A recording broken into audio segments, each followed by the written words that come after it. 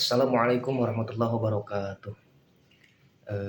Pada kesempatan kali ini, saya Dinar Jain Rahman akan menyampaikan atau menjelaskan sekilas tentang logical fallacy. Sebelum masuk ke pembahasan logical fallacy, kita harus tahu dulu apa itu logika. Logika adalah berpikir kritis untuk menganalisis sebuah pemikiran sehingga dapat menarik kesimpulan sebuah kebenaran. Atau logika juga bisa diartikan bahwa logika adalah ilmu tentang kaidah-kaidah yang membimbing manusia untuk berpikir secara benar, yang menghasilkan kesimpulan yang benar juga sehingga terhindar dari kekeliruan dalam berpikir dan terhindar juga dari menarik kesimpulan yang salah atau menarik kesimpulan yang keliru. Sekarang kita masuk ke pembahasan yaitu logical fallacy. Nah, falasi ini berasal dari kata falasia yang artinya itu menipu. Nah, jadi secara bahasa atau secara etimologinya bahwa falasi ini kita menyimpulkan suatu pemikiran itu dengan tipu daya, yaitu dengan suatu kesalahan, sesat, sehingga dapat menipu orang lain. Berarti falasi ini yang dimaksud dengan logical fallacy adalah kekeliruan berpikir yang disebabkan oleh ketidakdisiplinan. Ketidakdisiplinan apa? Ketidakdisiplinan dalam menyusun data ataupun konsep-konsep yang ada di dalam ilmu logika, baik ini dilakukan secara sengaja ataupun dilakukan dengan tidak sengaja. Sehingga akhirnya karena ketidakdisiplinan atau keliru dalam menyimpulkan data, menyimpulkan suatu konsep-konsep yang seharusnya dilakukan dalam ilmu logika, nah akhirnya jadi falasi, sesat dalam berpikir, sehingga menimbulkan kesalahan-kesalahan dalam berpikir. Jadi dapat kita simpulkan bahwa logical fallacy ini suatu kekeliruan dikarenakan ketidakdisiplinan dalam menyusun data atau konsep-konsep dalam ilmu logika, sehingga akhirnya menyimpulkan dengan asal-asalan, menyimpulkan dengan keliru, dan hingga pada akhirnya dapat menimbulkan kesesatan dalam pikiran-pikiran orang lain. Disinilah kenapa dikatakan falasi ini menipu. Nah, lalu apa nih sebab-sebab terjadinya logical fallacy atau apa yang menyebabkan seseorang itu bisa berpikir keliru? Nah, yang pertama itu seseorang bisa berpikir keliru atau sesat dalam berpikir itu karena biasanya terjadi ketergesa-gesaan dalam menyimpulkan. Tidak cross-check dulu, tidak dianalisis dulu, tergesa-gesa dalam menyimpulkan suatu pemikiran atau pendapat orang lain atau suatu kejadian, sehingga akhirnya keliru atau sesat dalam mengambil keputusan atau mengambil kesimpulan. Nah, yang kedua, akibat kecerobohan dalam menyampaikan proposisi, seperti tidak teliti dalam menyampaikan proposisi-proposisi yang seharusnya disampaikan dalam ilmu logika. Selanjutnya, sebab-sebab terjadinya logical fallacy ini yaitu dikarenakan biasanya terjadi akibat terlalu bangga berlebihan kepada diri, merasa bahwa diri kita ini kayaknya udah bener nih, kayaknya udah pas, tapi kita tidak cross check dulu, terlalu tergesa-gesa yang tadi itu yang pertama. Karena terlalu berlebihan menganggap diri mampu sehingga akhirnya tidak teliti. Nah, inilah bisa menyimpulkan kekeliruan dalam berpikir. Nah, yang lainnya yang dapat menyebabkan logical fallacy ini yaitu karena memang suka perselisihan, suka perdebatan, suka keributan. Ada tuh orang yang memang membuat kesimpulan yang keliru agar terjadi perselisihan.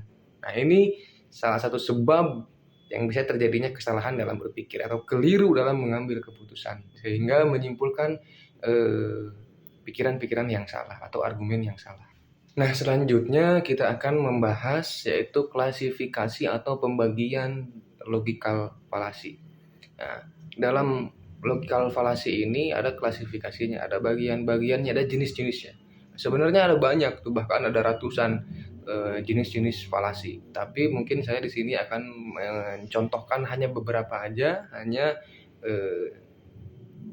sebagian-sebagian saja yang akan saya jelaskan. Nah, yang pertama itu ada kesesatan formal. Nah, kesesatan formal ini terjadi karena kesalahan dalam struktur penalaran, karena tidak tepat ataupun penalarannya itu tidak valid atau datanya tidak valid. Nah, kesesatan ini disebabkan karena melanggar prinsip-prinsip ilmu logika. Nah, melanggar prinsip-prinsip ilmu logika dikarenakan kesalahan dalam struktur penalaran, akhirnya terjadilah kesesatan berpikir. Seperti contohnya, kucing berkumis, Chandra berkumis, maka Chandra adalah kucing. Ini kan merupakan suatu kesalahan dalam berpikir. Yang selanjutnya yaitu ada kesesatan informal. Kesesatan informal ini merupakan kesalahan penalaran yang berkaitan dengan isi atau materi argumen. Jadi kesesatan ini tuh berkaitan dengan isi materi atau argumennya. Nah, kesesatan ini terjadi karena kesalahan penggunaan bahasa. Salah menggunakan bahasa sehingga mengarahkan ke dalam kekeliruan. Salah dalam menggunakan bahasa yang kita gunakan sehingga orang-orang itu akan dapat menyimpulkan apa yang kita sampaikan ini keliru. Karena kita salah menggunakan bahasa, karena kita salah menggunakan kata, sehingga orang-orang itu menyimpulkannya itu dapat menyimpulkan kekeliruan. Nah, ini yang namanya kesesatan informal. Dalam kesesatan informal ini ada jenisnya lagi. Yaitu yang pertama ada kesesatan aksentuasi. Apa itu kesesatan aksentuasi?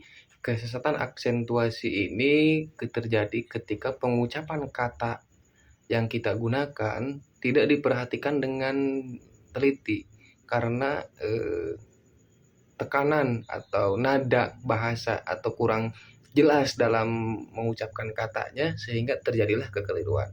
Seperti contoh yaitu kata Serang. Serang ini itu kan nama suatu tempat atau nama daerah. Tapi kalau misalkan kita penekanannya kurang malah menggunakan kata serang, ini akan terjadi kekeliruan karena kan Serang itu nama kota sedangkan serang adalah untuk menyerang. Ini sangat berbeda. Atau contoh lainnya seperti kata apel. Nah, kalau kata apel ini penekanannya kurang sehingga mengatakan apel, itu kan beda artinya. Kalau apel itu buah, kalau apel itu suatu kegiatan atau suatu upacara. Yang selanjutnya yaitu ada kekeliruan equivokal. Equivokal ini hampir mirip dengan aksentuasi, cuman bedanya kalau equivokal ini memang dalam penyebutan, dalam penulisan sama, tetapi bisa makna beda tergantung situasi. Seperti contoh kursi. Kursi ini bisa diartikan tempat duduk, tetapi kursi juga bisa diartikan sebagai sebuah jabatan. Atau seperti kata lain bisa. Nah, kata bisa ini bisa diartikan racun ular. Bisa juga diartikan bisa ini ya suatu kemampuan, mampu. Bisa tergantung kalimat yang kita gunakan. Nah, apabila kita salah dalam menggunakan bahasa ini, maka akan terjadi suatu kekeliruan. Yang selanjutnya yaitu ada kesesatan atau kekeliruan ad hominem. Apa itu kekeliruan ad hominem? Kekeliruan ad hominem ini terjadi karena seseorang menyerang lawan, menyerang orang, bukan menyerang argumen, bukan bukan melawan dengan argumen lagi. Melawan argumen dengan argumen, tetapi orang tersebut malah melawan orangnya, menyerang orangnya. Nah, ini merupakan suatu kesalahan dalam berpikir atau kesalahan dalam kekeliruan dalam berpikir. Nah, ini yang ad hominem ini sering terjadi ketika dalam diskusi, dalam perdebatan. Nah, yang selanjutnya yaitu ada ad hominem abusif. Apa itu ad hominem abusif? Yaitu ketika seseorang melawan argumen orang lain dengan cara menghina, dengan cara menghina, mendiskriminasi atau lain-lain. Jadi bukan lagi menyerang argumen, tapi malah menghina orangnya. Nah, karena misalkan sudah terpancing emosi dan lain-lain. Nah, ini merupakan suatu kekeliruan dalam berpikir. Yang selanjutnya yaitu ada kesesatan atau kekeliruan ad autoritatis. Apa itu ed autoritatis? Yaitu ketika seseorang menerima argumen orang lain itu bukan karena pemikirannya, tetapi menerima argumen orang lain itu karena sebagai figurnya. Seperti contoh, saya yakin argumen yang disampaikan orang ini benar karena dia dosen atau karena dia guru. Padahal tidak seperti itu, karena ada juga dosen, guru itu bisa salah karena manusia, tidak selalu benar. Jadi menerima argumennya itu karena figurnya gitu, bukan karena pemikirannya yang benar. Saya percaya ini pasti benar karena yang menyampaikannya seorang dosen, karena yang menyampaikannya seorang pemimpin. Apakah ketika seorang pemimpin atau seorang dosen itu selalu benar? Padahal kan tidak. Nah, ini merupakan suatu kekeliruan ketika seseorang menerima argumen orang lain karena figurnya, bukan pemikirannya. Yang selanjutnya yaitu kesesatan overgeneralization. Apa itu kesesatan overgeneralization?